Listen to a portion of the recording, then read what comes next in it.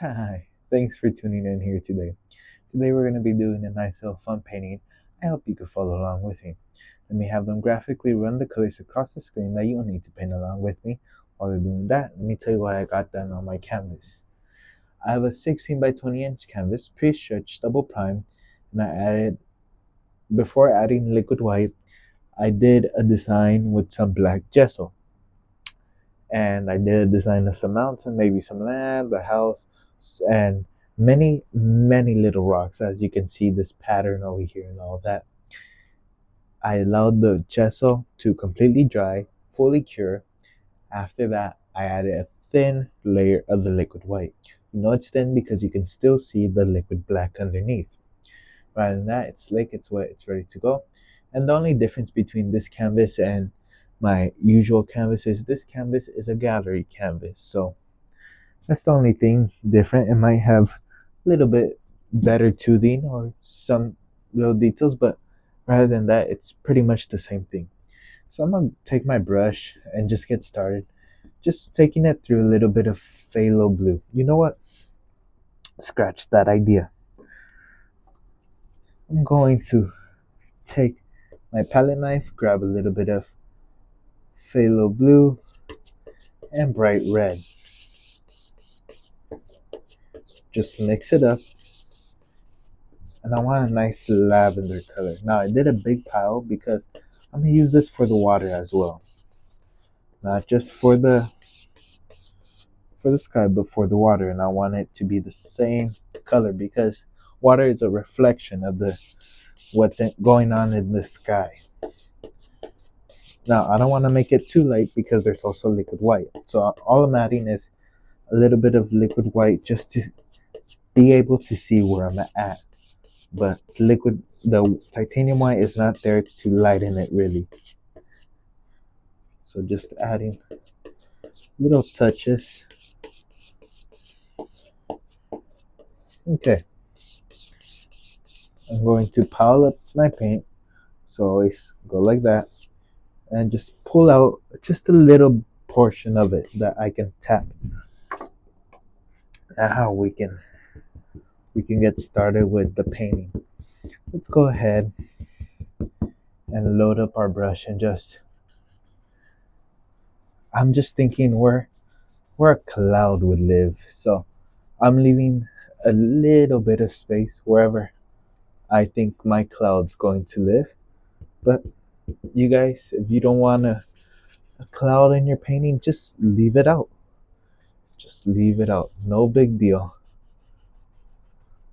I'm just making it easier so the paint won't mud mix as much. Let's come up here. Now there's a path I kind of drew out. We're gonna add in some base color for some water. If we choose, you know what, we don't like it, we can always go back and just cover it up.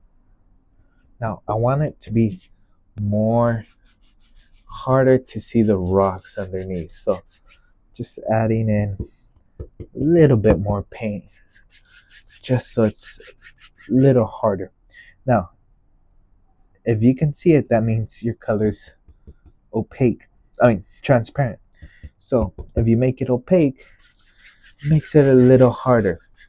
And some colors that are opaque are titanium white. So just a little heads up. I tried doing it, but it wasn't working right now for me. Now, let's grab the trusty old 1-inch brush. This will teach you how to do many things. Let's load it up full with color. Just nicely loaded. Now, just tapping and pulling down really. Tap and pull down. This is a crazy little cloud. Okay? Let me just clean off my brush a bit so it doesn't have too much paint. And just come up here and just the base, very gently. Lift up and go across. Now, let's go ahead and I'm going to add another layer of highlights wherever I think the cloud would shine a bit more or show up a bit better.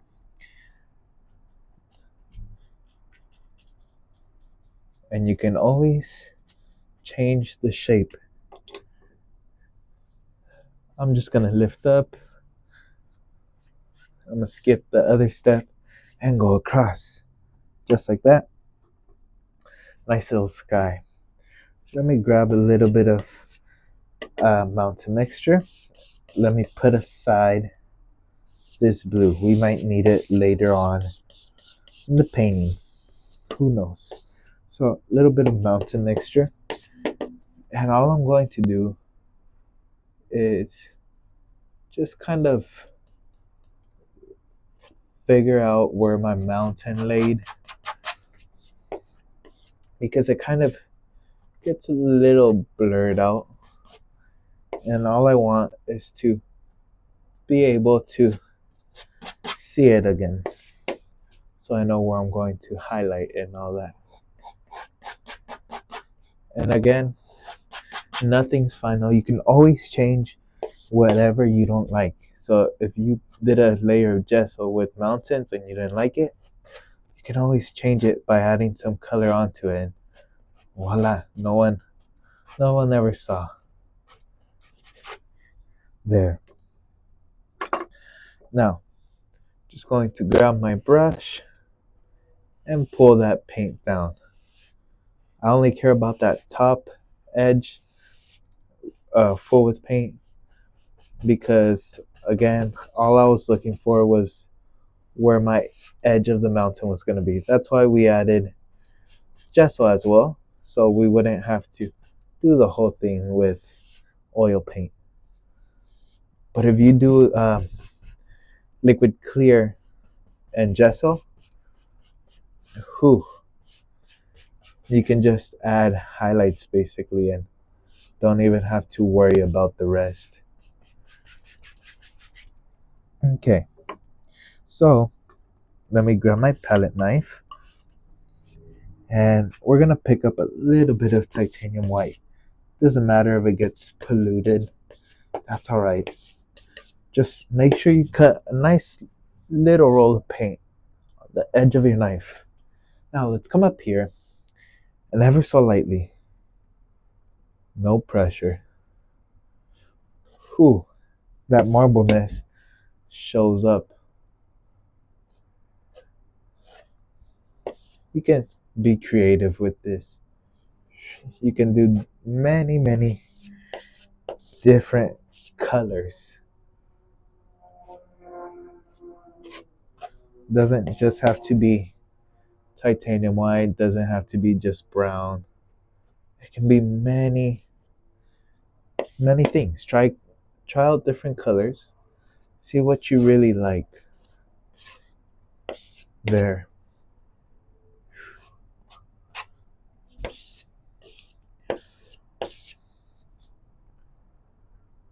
Few little indications right there.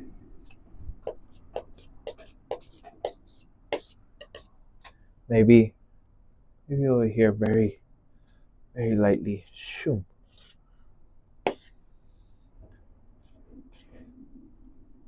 Shoo.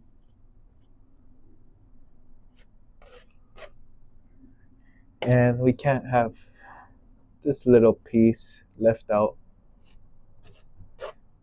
Okay, let's go into a little bit of mountain mixture in white to create our nice shadow color.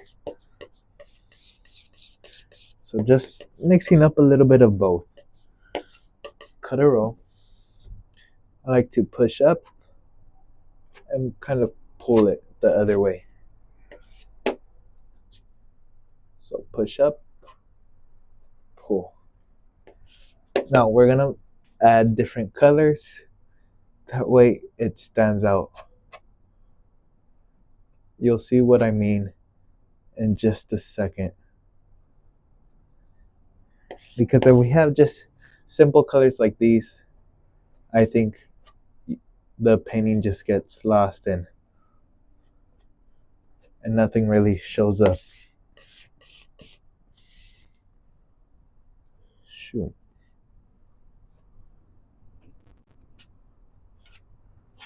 There,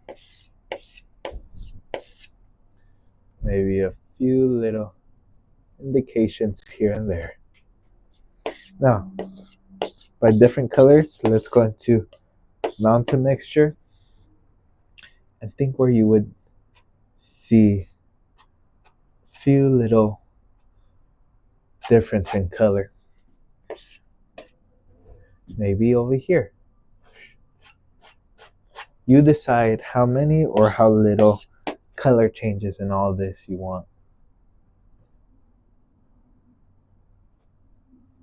You can do all of it, you can do a little bit. I think the best thing you can do is do a little bit, not too much, because once you do too much, then that blends in and it doesn't look special. So if you want it to look special, kind of leave that base color. Okay? Cut a little bit more white and just fix up some of the edges. Shoo.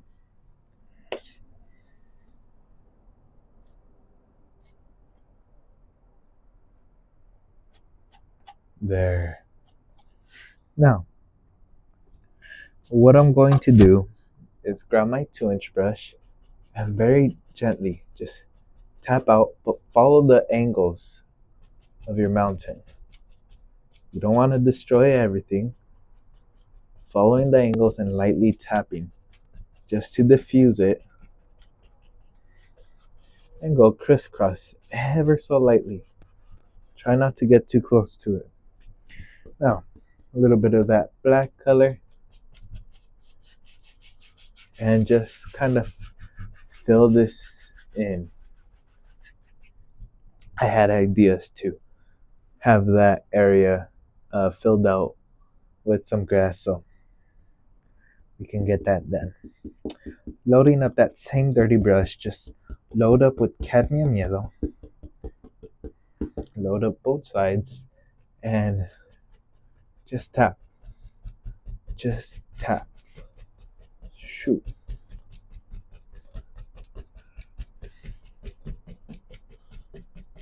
I'm gonna make it follow all the little angles of the mountain. There.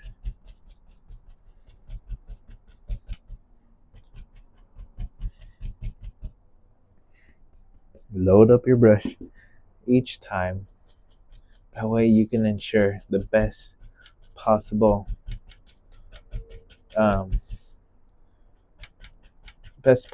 painting, I guess you can say.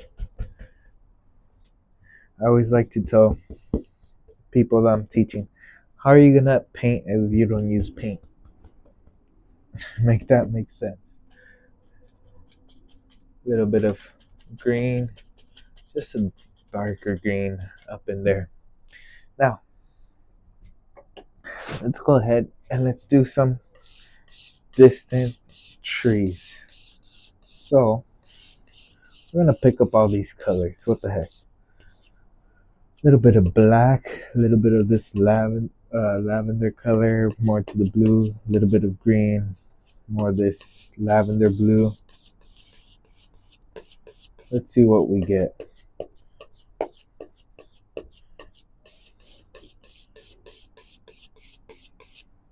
Let's add a little bit more mountain mixture and blue. I don't want it to be primarily green.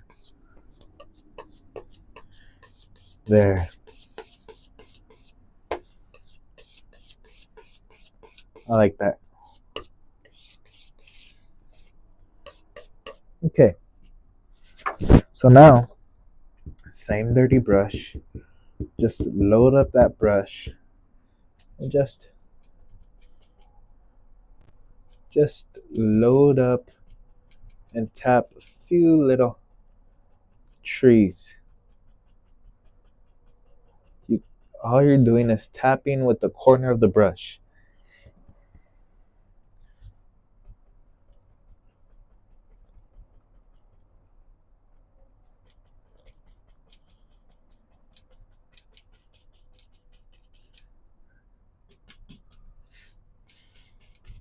You can do that. I didn't like it. So if you don't like it, just like me, you can just pull down, pull up.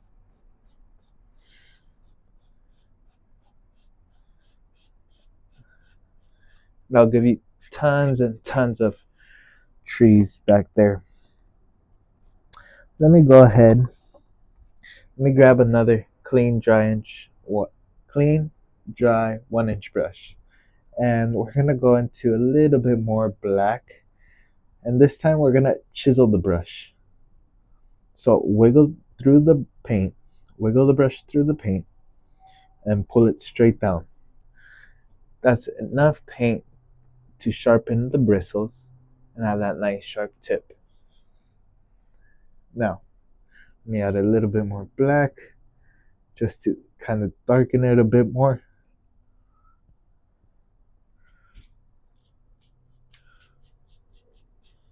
You don't really see it. So let's add a little bit of bright red. That'll create some contrast, because then that'll turn this color more into a brownish rather than green.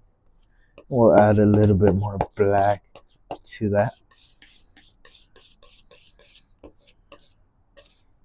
Now let's try that out. Let's see if I thought about it right.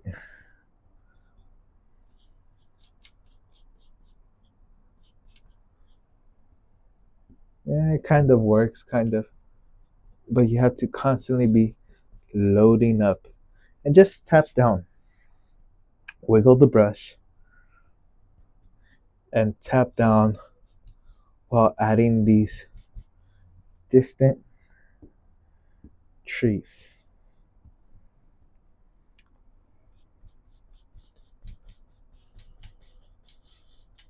There we are.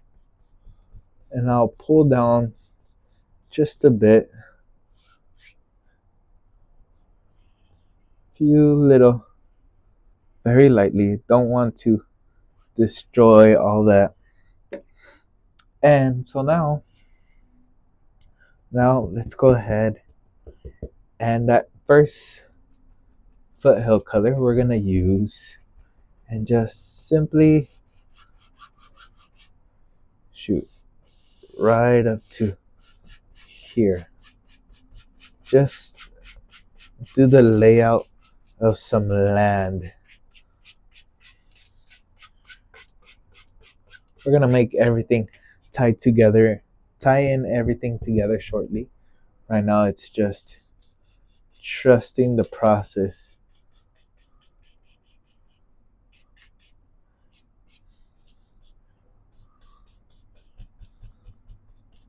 There. Now let's go ahead and let's highlight that.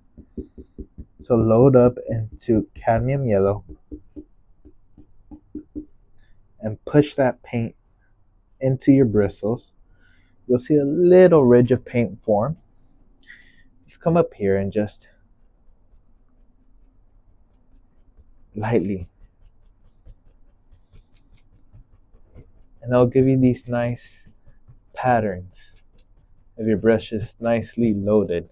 If your brush isn't, it's not going to look the same. So load up each and every time. You got to push that paint in. There.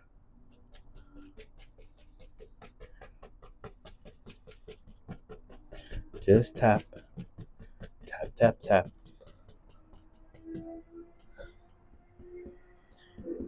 So I like to pull the paint down and push it inwards. That's my technique, but if you guys find a better way, let me know in the comments. I'm always open to hear new ways. and it makes my job easier and quicker, whew, I'm all ears.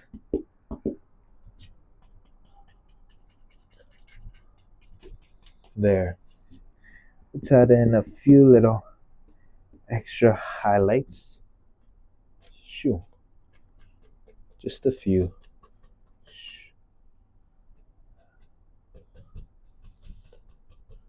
There.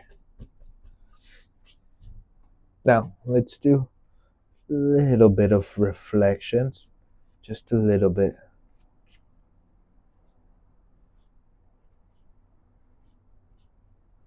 And very lightly pull across. It may look a little messy right now, but we pull everything together right at the end.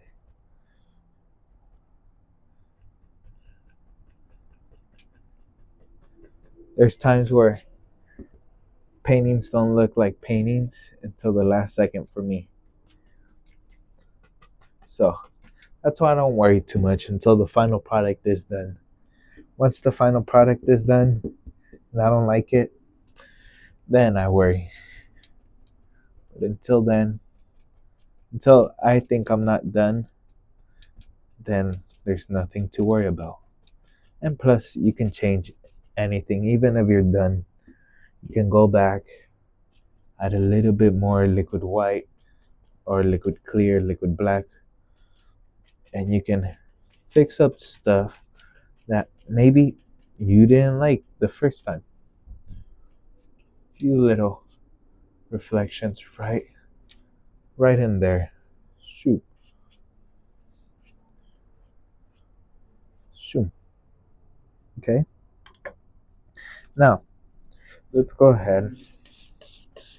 Let's go ahead.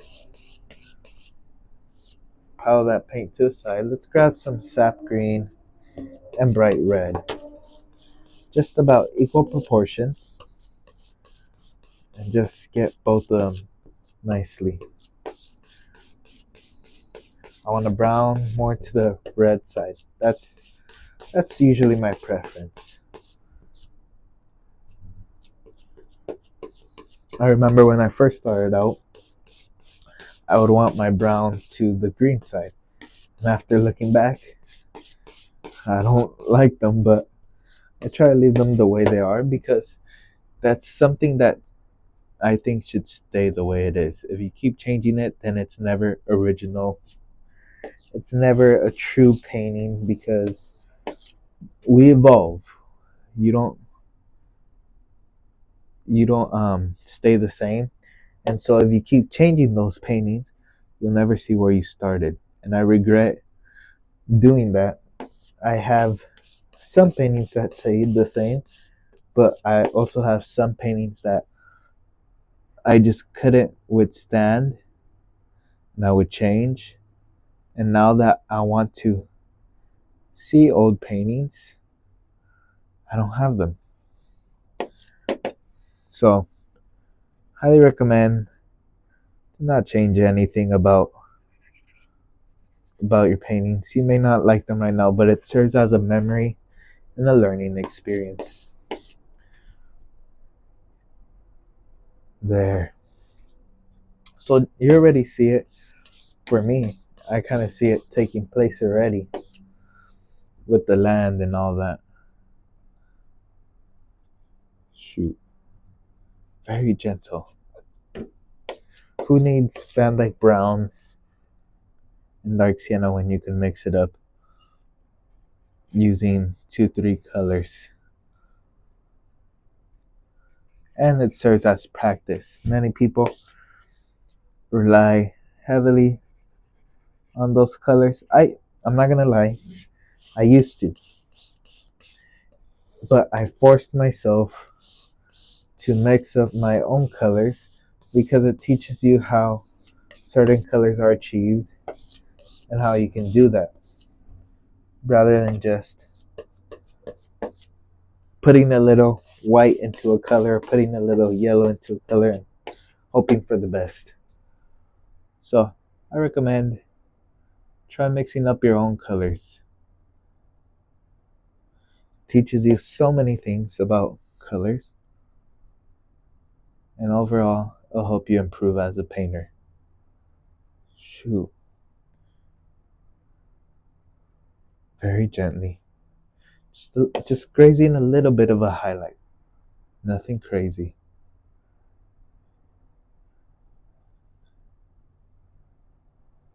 It'll pick up what it wants and leave what it doesn't.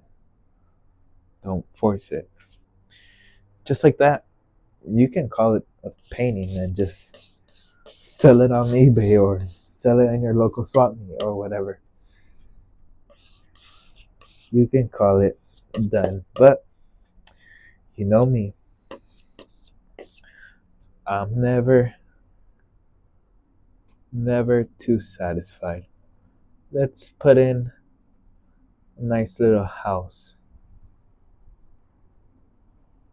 Let's make this one a tall house. Maybe it has 2 floors.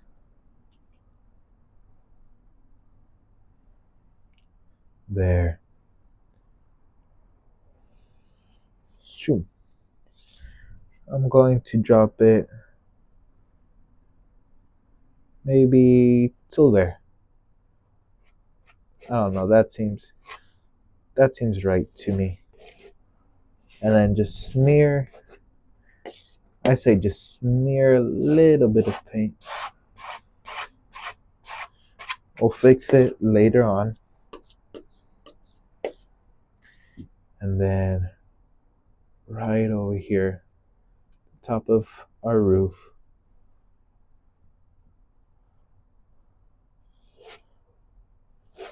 just pull that paint. There we are. There. Now, let's focus on highlighting first. A few little indications. We're gonna marble this color anyways. I don't like the way it stands like this by itself. I think this color needs that more red side, which is our base color. Okay, get some of that more redder brown.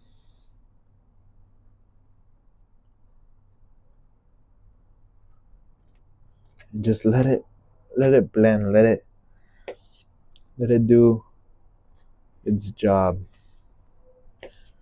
I think I should have put the base color before and just let the highlights. You can always mess around. There's no right or wrong.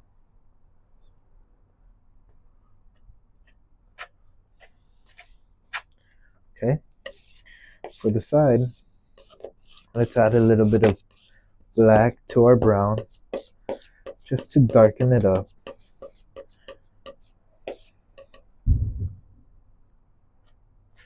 Not too much light would hit it.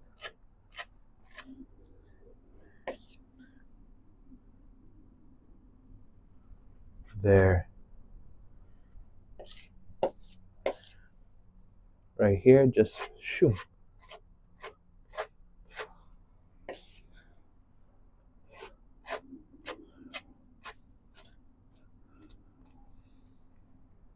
And let's get some lighter colors up in here. Few little light right here. Okay. Let me blend this top part. Okay. And just shape out the cabin. Now we can fix up the grassy area. Just like so. There. A little bit of mountain mixture. Gotta put in a door. That way people can go in and visit. And maybe, maybe that sticks out a bit. There. Doesn't have to, doesn't always have to be the centerpiece. Little bit of offense. There.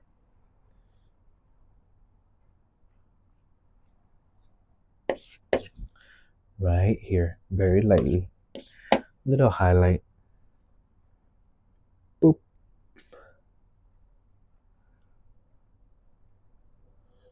There. Shoo.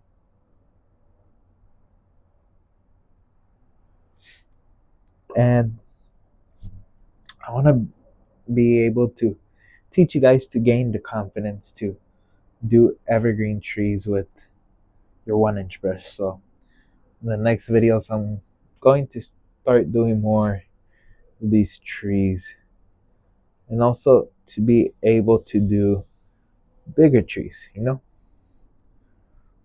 might be a little scary for some, but I encourage you, whoever's trying out painting and you see me do this, just go for it. The worst that can happen is you don't like it, you scrape it off and you do it again, and it serves you as practice, and that practice will make you improve, and that improvement will make you a better painter, and better painter will allow you to do things you never imagined. You guys let me know down in the comment section below whether you guys want to see videos with cutscenes. So instead of the full clip duration, just cut the scene and show you guys the important parts. Or if you want to keep watching the full clip, because sometimes I feel like I get too much detail, or it takes me a little while to kind of snap back. Maybe there is another tree. Just using the corner and chisel the brush. I'll show you guys how to do that in a sec, just in case you guys don't know how I'm doing it. You pull out the paint and you wiggle that paint side to side and pull it through. It'll give you that nice sharp point. And that corner spot, you just tap. And it kind of hides the cabin back there. Okay? Few little tree highlights. Let's come up here, and same thing as if when you're painting the tree, now you're just following the pattern. All you're doing is just following that first pattern you laid out. There.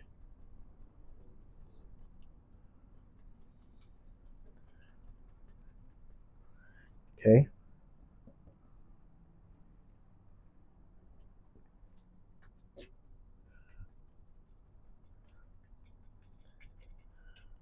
There.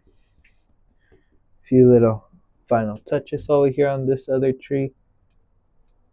All the trees need a little highlight.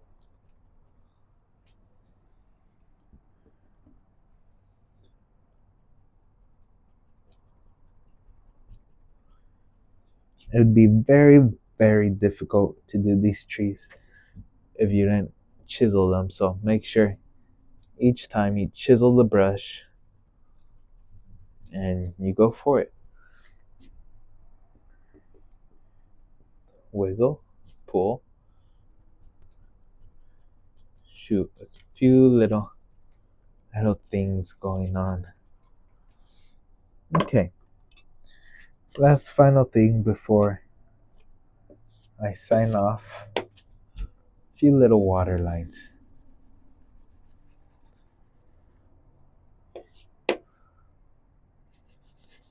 In order to make it look like a river, like a true river, it needs its water lines. River, pond, whatever it is. Because over here kind of turns into a pond, but who knows? It's up to the viewer.